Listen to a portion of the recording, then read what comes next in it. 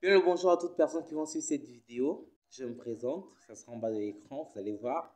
Avant de commencer la vidéo, n'oubliez pas de vous abonner et d'activer la cloche de notification pour recevoir les prochaines vidéos. Bien, aujourd'hui, je vais vous parler de la Corée. Pourquoi s'est-elle divisée?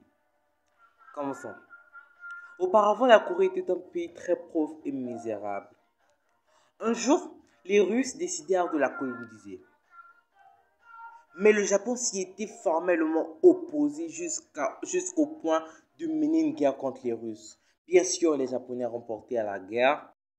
Puis après, le Japon et la Corée du Nord signa le traité de Protectoria. Bien, un traité est un accord signé entre deux parties pour le bien des deux parties. Ce traité disait que le Japon accordait son entière protection à la Corée. À la fin de la Deuxième Guerre mondiale, les Japonais perdirent la guerre et les deux puissances mondiales, à savoir les USA et l'URSS, décida de conquérir tous les territoires japonais. Puisque la Corée, avant la fin de la Deuxième Guerre mondiale, les Japonais avaient rompu le traité de protectorat et commencé à coloniser la Corée. Et les Japonais voulaient inclure toute leur culture à la Corée. On interdisait même la langue coréenne à l'école.